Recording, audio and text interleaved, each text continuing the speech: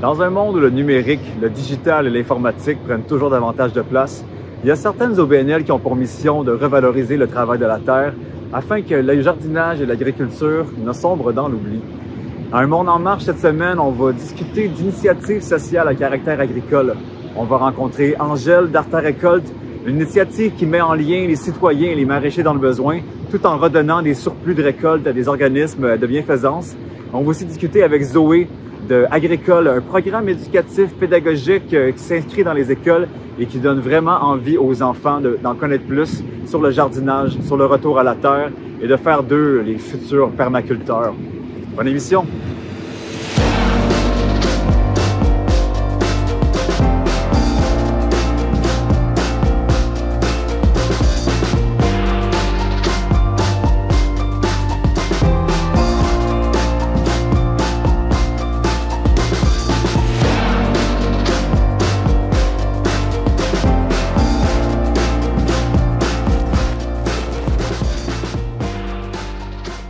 Alors, nous voici ce matin à la ferme Provencher-les-Maraîchers avec Angèle Martin-Rivard d'Arta Récolte. On est venu discuter de différents enjeux d'alimentation, de gaspillage alimentaire. Angèle, est-ce que tu veux nous expliquer déjà la mission d'Arta Récolte? Oui, mais Arta Récolte, dans le fond, ça vise premièrement à réduire le gaspillage alimentaire lorsqu'on vient dans les champs des maraîchers pour cueillir les surplus. Soit que par manque de main-d'œuvre, ils n'ont pas le temps de récolter, ou quand c'est des légumes déclassés, ben, qu'ils peuvent pas vendre, ben, c'est pas rentable pour eux non plus nécessairement de les cueillir. Donc, nous, on vient cueillir ces bons légumes-là. On partage un tiers avec les cueilleurs, un tiers qui peut rester aux producteurs quand ils souhaitent le garder, puis un tiers pour les organismes. Des fois aussi, on fait des belles collaborations avec les producteurs où est-ce que on peut cueillir ce qui est plus beau pour la vente pour eux, puis le reste qu'ils peuvent pas vendre, ben là, c'est nous on le récupère. Là. Puis, vous estimez, mettons, à combien de nourriture, fruits et légumes récupérés que Arta Récolte, avec ses services, avec son lien avec le terrain, avec les producteurs, que vous récupérez en fait? Oui, mais c'est quand même des gros volumes. Tu vois, dans le fond, la première année, en 2020, on avait sauvé 13 tonnes de fruits et légumes. 13 tonnes? Oui, 13 tonnes. Wow. Ouais. OK. Donc, l'année passée, ça avait monté à un peu plus de 20 tonnes. C'était une grosse année.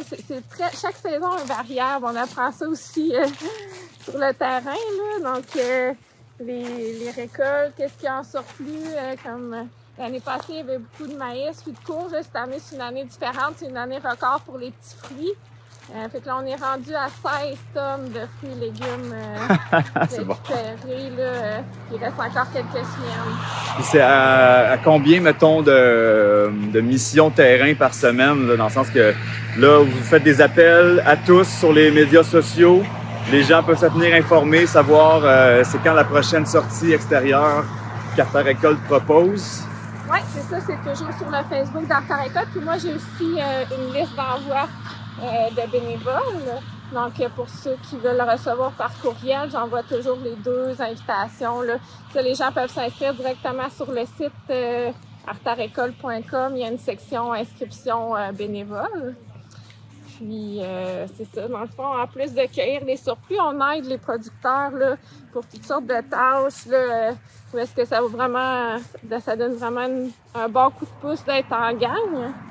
Donc, arracher... Ça, c'est vraiment l'effet de travailler comme une petite tribu de maraîchers, de jardiniers. Puis c'est aussi il y a certaines personnes qui doivent attendre de pouvoir s'investir chez leurs fermiers locaux pour créer un lien d'appartenance aussi avec la nourriture qu'on récolte.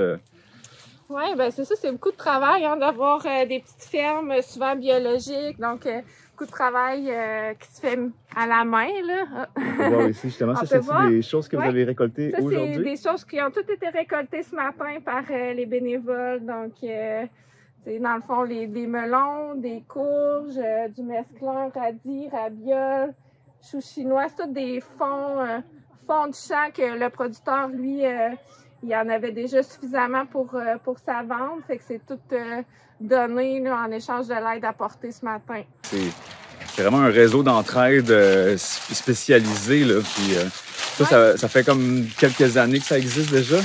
C'est ça, nous, c'est notre 3e saison. Puis ça fonctionne vraiment bien. Le nombre d'activités a augmenté toujours d'une saison à l'autre. J'ai des nouveaux producteurs. C'est moi beaucoup qui fait les liens, qui appelle les producteurs pour voir leurs besoins. Mais cette année, là, pour la première année, là, j'en ai que je connaissais pas, des petites fermes là, qui m'ont appelé, puis parce qu'ils ont entendu parler positivement du projet. Fait que ça, c'est vraiment le fun. Là. Et toi, si jamais tu serais investi en politique de haut niveau, là, qu'est-ce que tu verrais comme initiative ou comme innovation qui pourrait être faite dans le cycle de l'alimentation, justement? Quelles lacunes tu remarques dans notre système qui fait en sorte qu'il y a autant de pertes? Ben, c'est sûr que le manque de main-d'œuvre est comme partout, là, présentement. Puis les petits producteurs, là, ça, à échelle humaine, ils ont pas beaucoup d'aide, là, tu sais, au niveau, pour avoir accès à du financement aussi pour des employés. Nous, on vient comme compléter, mais c'est sûr que il y a ça, là, qui pourrait avoir plus d'aide là, financière pour les petits producteurs. Puis, est-ce qu'il y a aussi le fait que les épiceries sont plus corporatives, encouragent pas toujours justement les producteurs locaux? On va sûrement on va sûrement importer des grosses productions d'ailleurs au lieu d'encourager les petits producteurs qui sont tout près, justement. Qu'est-ce qui fait en sorte que comme, pour moi, c'est comme un peu un non-sens qu'on aille chercher des fruits et légumes ailleurs, alors qu'ici, on a des pertes à 2 pas de chez nous, tu sais? Oui, bien, c'est sûr que dans les épiceries aussi, ils sont très exigeants sur la qualité du légume. Des fois, on est surpris, nous, dans les champs, ils nous disent ça, c'est du déclassé, mais la gang, nous, on trouve tout que c'est tout encore très bon à manger, là, puis on le récupère, puis ça sera pas gaspillé, mais les critères sont très élevés sur la forme des légumes, sur la... Il faut que ça soit parfait là, pour qu'ils puissent le vendre. Fait que, puis dans la réalité, ben, il y en a beaucoup de légumes qui... là, ça pousse pas parfait un légume nécessairement, là, donc c'est de valoriser aussi beaucoup les légumes plus déclassés, puis parce que il y a beaucoup de transformations qui peuvent être faites, comme nous, dans le fond, on les récupère. Les bénévoles peuvent se faire des réserves dans les congélateurs pour l'hiver, des conserves. Les organismes aussi, dans le fond, font beaucoup de transformations pour redonner, soit dans les paniers d'aide alimentaire, dans les repas livrés à des personnes âgées, toutes sortes de choses. Nous, on aide un peu aussi pour la transformation, de aller quelquefois, par exemple, cuisiner à Nord avec eux, aider à pas perdre ces bons légumes-là. Là. De ce que tu me dis, en fait, je vois qu'il y a aussi les consommateurs qui font partie de la solution, de baisser un peu leur niveau de perfectionnisme alimentaire, parce que si tu dis que les déclassés sont encore beaux, c'est parce que aussi si la demande pour des fruits parfaits est trop exigeante, ben ça fait en sorte que les petits producteurs qui n'ont pas nécessairement des employés puis des produits chimiques ou pesticides pour avoir des légumes parfaits. Donc là, c'est aussi d'éduquer les gens à pouvoir s'alimenter de qu'est-ce qui est bon, puis pas toujours que ce soit parfait. Savoir aussi transformer, parce que souvent, les fruits ou les légumes qui sont moins beaux peuvent être transformés d'un paquet de façons différentes. Donc là, c'est l'éducation pour des recettes, l'éducation pour des techniques de canage, de séchage, de déshydratation. Donc, il y a aussi la part des gens qui doivent s'investir à pouvoir pousser plus loin leur alimentation dans cette chaîne-là. Exactement, c'est ça. Puis, c'est ça fait partie des solutions d'avenir aussi, d'optimiser ce qui est produit ici, d'encourager les producteurs locaux, d'aller dans des petits marchés locaux ou acheter des paniers directement au maraîcher. Donc, c'est des solutions aussi pour les encourager. Puis aussi, justement, d'encourager d'acheter les légumes qui sont déclassés, là, les acheter ou au moins les récupérer. Eux autres, ça leur fait plaisir aussi d'en donner une partie en échange de l'aide que nous, on apporte là, dans les champs, parce que c'est très apprécié, là, cette aide-là. Ça enlève la pression, là. C'est un milieu quand même ils ont beaucoup de choses à gérer, donc ça fait du bien d'avoir une gang qui vient aider, puis donc, mais transformer aussi, c'est ça. Plus que nous, on aimerait éventuellement avoir un lieu aussi de transformation. Donc ça, les démarches sont en cours, mais c'est pas encore fait. Mais pour l'instant, on peut aller aider dans des cuisines, mais ça, il manque un peu d'espace présentement. Donc c'est dans les projets là avec différents partenaires pour entre autres justement qu'il y ait plus de gens qui puissent cuisiner en groupe, puis qu'on réduise encore plus le gaspillage. Là, il y a les cuisines collectives des Bois-Francs, je pense, qui récupèrent parfois une partie des récoltes pour les usagers qui ont souvent des moyens financiers plus réduits. Donc, il y a vraiment un gros aspect de redonner à la communauté qui est important. C'est le tiers, tu disais justement. Oui, le tiers qui est aux organismes. On a une dizaine d'organismes, là. Il y en a qui font les dons directs, d'autres c'est un mix entre les dons directs et la transformation. Fait que quand on fait le tri de ce qu'on donne aussi, on sait que les légumes ou les fruits qui doivent être transformés plus rapidement vont à des organismes qui ont les équipements pour transformer. Puis, c'est ça, ça encourage vraiment aussi le retour à la terre, de voir l'essentiel. Parce que veux pas, l'alimentation, ça reste le besoin le plus primaire. Ben oui, c'est ça. Le contact avec la terre, ça fait du bien aussi. Dans le fond, c'est une expérience que c'est pas tout le monde qui a eu la chance de connaître. Fait que ça fait découvrir. Il y en a qui connaissent des nouveaux légumes aussi. Il y a des amitiés qui se créent aussi. C'est un autre volet, tu sais, qui est intéressant.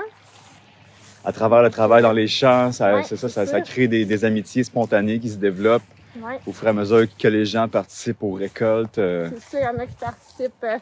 Les gens, là, vous êtes les bienvenus à venir, ne serait-ce qu'une fois pour l'essayer, autant que de venir régulièrement. Donc, c'est vraiment comme selon les possibilités. Au point de vue plus gouvernemental, justement, tu sais, là, on voulait viser le local, puis tout ça. Est-ce que tu vois qu'il y a une réponse positive de la part des gouvernements par rapport à l'initiative? Il y a encore du chemin à faire pour encourager, bénéficier, subventionner ces initiatives-là? L'enjeu financier est toujours difficile, là, dans le fond. Hein. On a une subvention temporaire de 3 ans qui se termine bientôt. J'ai une partie du financement, mais il faut encore que je travaille là-dessus cet hiver pour... Fait que c'est toujours... c'est sûr qu'une subvention gouvernementale pour les initiatives de récupération, valorisation alimentaire qui pourraient bénéficier partout au Québec, là, ce serait vraiment aidant. Angèle, moi, une chose que je verrais justement quand tu parlais d'avoir un local de transformation, c'est vraiment d'avoir un bout de jus là, que tu peux amener n'importe quoi, là, puis tu juices tout ce que tu trouves là, pour être sûr de rien perdre. Des soupes aussi, il y a tellement de feuillage, de carottes, de betteraves, de brocolis. Tu peux juste foutre ça dans un gros chaudron avec du bouillon de poulet, puis ça te fait des soupes incroyables, tu sais. C'est tout de récupérer de A à Z. Même les pleurs, je pense qu'on peut faire bouillir, faire du bouillon de légumes avec ça. Il y a un paquet de choses qu'on peut faire, puis... justement, je pense d'avoir un lieu d'apprentissage pour ces choses-là, ou pour la transformation, serait vraiment idéal. Puis on économiserait tellement pas économiser, mais on revaloriserait tellement de pertes de cette façon-là, tu sais. Parce qu'il faut juste être un peu savoir explorer, imaginatif, savoir explorer les goûts, pas être trop difficile, puis s'ouvrir aussi l'esprit, les horizons. Puis on a tellement accès à des épices incroyable, qu'on peut quasiment faire bouillir n'importe quoi avec un peu d'épices, ça va goûter bon, tu sais. Oui, puis il y a beaucoup de gens qui ont l'expertise à partager aussi, donc c'est ça, c'est une belle idée. Il faut juste trouver les financements, organiser les choses pour que... Mais oui, je suis confiante que ça va voir le jour, ça, un projet comme ça. Il y a les food trucks, là, c'est bien à mode aussi, là. Un food truck à terre école de transformation. Oui, c'est ça. En même temps, on peut pas... tout faire, là. Mais oui, c'est sûr que si quelqu'un voulait partir une initiative comme ça, je suis beaucoup, tu sais, aussi dans les partenariats, les collaborations. Fait que s'il y a des gens qui ont des belles idées, ils peuvent, peuvent me contacter aussi. Puis c'est ça, dans le fond, c'est vraiment, tu sais, c'est beaucoup le travail d'équipe Artère-École. Fait qu'autant pour le volet transformation qu'on veut développer que pour le travail au champ, je pense que c'est ça la clé aussi, travailler ensemble. Alors, nous voici accompagnés de Zoé Tétrault, qui est la chargée de projet pour Agrécole dans la région des Bois-Francs, Arthabasca, Érable, Centre du Québec, provincial, national, mondial, provincial. Provincial maintenant. Ouais. Wow! Puis en fait, Zoé, là, on est au jardin de l'école L'Eau Vive à Warwick. Puis, veux-tu nous expliquer un peu, c'est quoi ta mission, ton rôle au sein d'Agrécole? Bien, mon rôle en ce moment, mon titre, c'est chargé de projet, mais c'est pas comme ça que ça a commencé. Agrécole, ça a commencé à l'école Louis de France à Trois-Rivières, puis la mission s'est définie depuis ces 3 dernières années-là. Au départ, c'était de faire des activités en agroalimentaire à cette école-là. Puis, tranquillement, ça s'est vraiment intégré, là, qu'on voulait faire découvrir c'est quoi l'agroalimentaire, c'est quoi les jardins, que les élèves prennent conscience de c'est quoi leur rôle de citoyen plus tard aussi, qu'est-ce qu'ils mangent, c'est quoi l'impact environnemental. C'est comme ça, c'est un petit sujet à travers l'agroalimentaire qui finalement, on parle de beaucoup plus que ça, là. C'est quand même un des piliers les majeurs de l'humanité, l'alimentation, l'accès à la nourriture, la façon éthique de s'alimenter. Donc, vous couvrez un large éventail de spectres, autant de mettre les mains dans la terre que de comprendre le cycle, de faire comprendre aux enfants, principalement, le cycle de l'alimentation, dans le fond, c'est ça? Oui, c'est orienté sur des cycles, comme tu dis. On l'a construit, dans le fond, maintenant, c'est un programme pédagogique de la maternelle 4 ans à la 6e année. Qu'on a bâti, là. Donc on a fait 80 activités pour les élèves parce que chaque classe va vivre une activité par mois. Puis finalement, chaque niveau a une thématique en agriculture. Par exemple, en 5e année, on voit les céréales. En 2e année, on voit les fleurs mellifères avec l'apiculture, les légumes, les aromates. Fait qu'à chaque année, ça revient sur une thématique. Et c'est ça, au fil de chacun des mois, on rentre dans histoire et origine des aliments, on rentre dans nature et environnement, on fait de la cuisine, de la transformation. Donc, ça nous permet de garder un lien l'hiver quand il n'y a pas de jardin. C'est ça qu'on voulait vraiment, c'est ça, un peu comme une immersion. Pas juste une expérience, on fait un jardin, parce que en plus, quand on pense à ça, les écoles, il n'y a personne l'été. C'était comme trop bref. On voulait vraiment que l'enfant puisse le vivre, l'intégrer tout le long. Parce que c'est ça l'idée du survivalisme associé à avoir un jardin puis à l'autonomie alimentaire, la résilience. C'est un travail annuel, c'est à toutes les saisons, il y a une étape qui est là, puis c'est de garder ce lien-là saisonnier, annuel, que l'enfant puisse se rendre compte que ce qu'il y a dans son assiette à tous les jours fait partie d'un long processus. Mm-hmm. Puis c'est de les investir dans ces différentes étapes-là, puis de leur faire comprendre comment c'est un travail de tous les jours, de tous les instants, que de concevoir des jardins, les récolter, y penser, puis... Oui, mais prendre conscience de l'ampleur du travail. Puis souvent, ce que je me rends compte avec les enfants ou avec mes propres enfants chez moi, c'est quand ils sont impliqués dans la cuisine, ils apprécient mieux les repas. Quand ils sont impliqués dans les jardins, ils apprécient mieux le légume, qu'au départ, à l'épicerie, peut ne pas être attirant. Puis c'est ça qu'on a remarqué avec Agrécole dans les écoles. Les élèves qui goûtent à une betterave, puis l'autre à côté qui n'aime pas ça d'habitude, mais parce que son ami va y goûter, il va vouloir lui aussi le faire. L'effet d'entraînement. Ah ouais! Puis surtout quand les parents sont pas là, tu sais, on dirait qu'ils se laissent plus aller. Fait qu'il y a beaucoup de parents qui venaient me revoir qui me disaient « Ah, comment ça que mon enfant mange des betteraves chez moi? » Ou il m'est revenu l'autre fois, puis il me disait qu'on pouvait manger les feuilles de carottes, puis je le croyais pas. On est allé chercher sur Internet, finalement, on peut, tu sais. Fait que, puis tu sais, nous, quand on désherbe, je leur fais manger de l'oseille, de l'oxalide, des petites choses. On pense que c'est des mauvaises herbes, mais on essaie de renverser ce concept-là, puis de dire que c'est des herbes qui sont pas à la bonne place dans notre jardin, mais qui sont bonnes quand même. Fait que moi, je m'amuse avec eux, puis on délire avec la nature, puis la forêt, puis surtout quand les élèves sont vraiment attentionnés. Mm-hmm. Là, ils me partent sur plein de sujets, puis là, c'est vraiment le fun. Mais à la base, maintenant, Agrécole, on a des chargés de projet qui parcourent le territoire.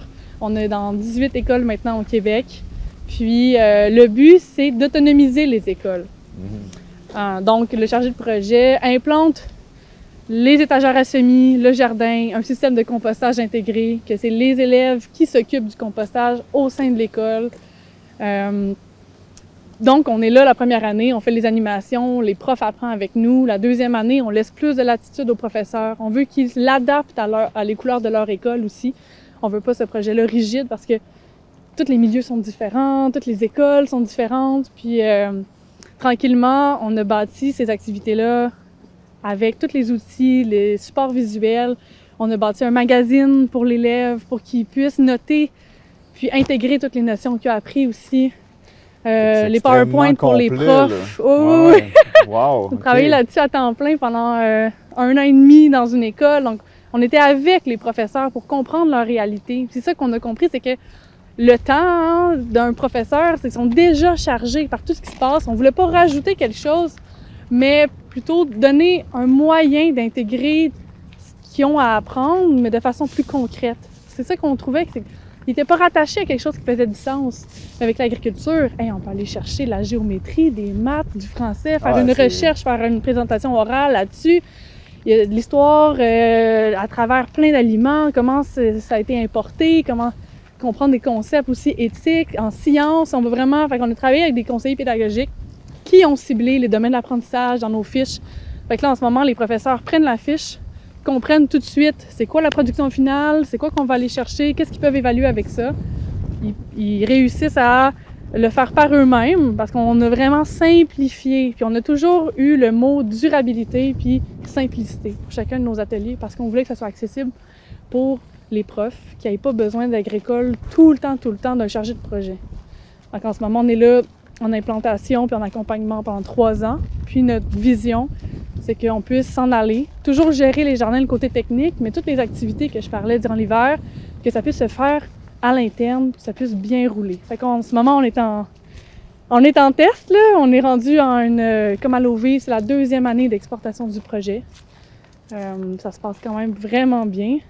Tu me disais hier, justement, vous étiez en train de défricher un nouveau jardin communautaire à Sainte-Clotilde de Horton. Pas communautaire, un nouveau jardin dans une école à Sainte-Clotilde de Horton aussi. Oui, c'est la nouvelle école que je m'occupe là, cette année. En fait, on a implanté les bacs jardins. Donc, tu sais, ici, à l'OV, c'est en plein sol. Quand on peut, c'est ça qu'on vise parce que on valorise beaucoup l'agriculture biologique dans nos activités. On en parle beaucoup. Donc, c'est sûr que le plein sol est vraiment adapté pour ça. Mais dans une école où c'est juste de l'asphalte, on met des bacs. Ouais, on met des bacs jardins. Puis, on veut beaucoup que le projet rallie, pas juste l'école, mais rallie beaucoup la communauté. Autant les artisans locaux, qu'on fait beaucoup de maillage avec eux, que les parents qui sont des fois pas tant impliqués. On a la chance à l'école ici d'être une école communautaire, mais souvent les parents ils comprennent pas vraiment ce qui se passe en école de leurs enfants. Fait que là-bas, ils sont venus nous aider. C'est ça, c'est une façon de ramener les parents à l'école, les investir dans un projet concret avec leurs enfants. Ouais. Puis que leurs enfants peuvent après ça goûter les fruits de ce projet-là parce qu'ils récoltent. Puis ça revient dans la boucle. Ah, ils sont fiers, là, quand on récolte des carottes puis des betteraves, on en a à tonnes, là. Fait que ils les ramènent chez eux, puis nous, on leur donne le défi de cuisiner, puis de nous dire comment ils ont réussi à cuisiner ça. Puis ils reviennent me voir, puis ils l'ont pas oublié 1 mois plus tard, là. Ils me le disent. Ouais, fait que c'est vraiment le fun, le partage. Puis c'est ça, hier, on a quand même mobilisé une grosse équipe. On invite les classes avec nous, on a des chaudières puis des pelles, puis le tas de terre se gère vraiment mieux avec 25 élèves en même temps, là, qui passent toute leur énergie là-dedans. Mais là, on les sort du contexte, puis on est dans le physique, il y a tellement d'aptitudes à développer en agriculture, autant qu'on sème des petites graines de rien du tout, puis ça prend la minutie, qu'on pèle du compost, puis là, on se défoule à fond, puis on sort le trop-plein qui sortent pas assez, selon moi, dans une école en ce moment, là. C'est vraiment beau à voir, ouais. Puis c'est aussi une mission d'avenir parce qu'on sait que les technologies numériques sont de plus en plus omniprésentes dans la vie des enfants, comme des parents aussi. Puis tranquillement, ça va devenir un enjeu de société de plus en plus problématique.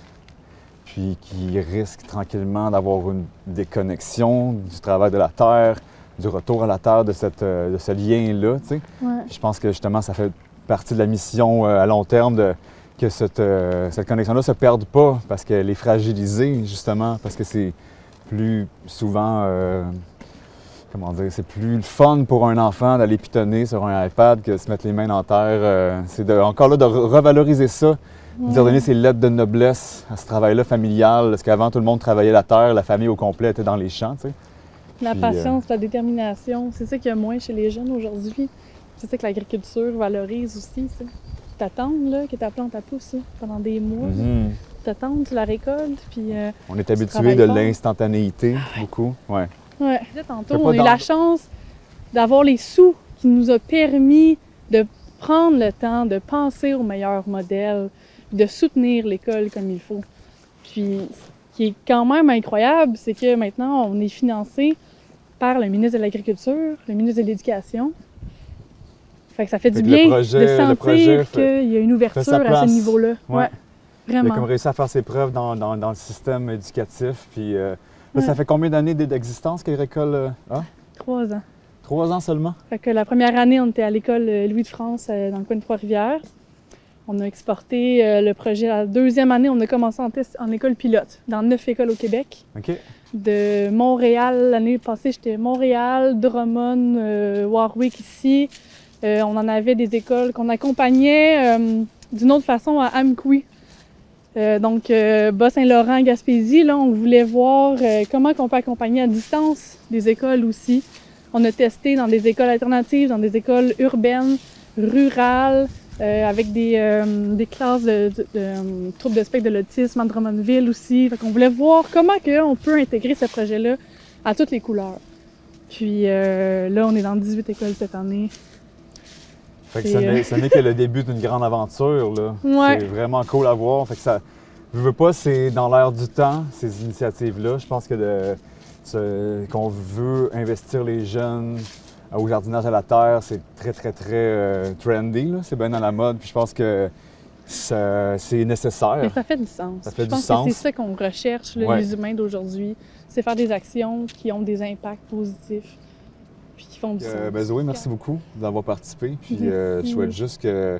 En fait, là, je pense que tu voulais être ministre du jardinage, là, tu m'avais dit aussi, là, c'est ça? Ministre du jardinage. Si jamais il y a une élection, on vote pour toi, right? On va bouger les choses.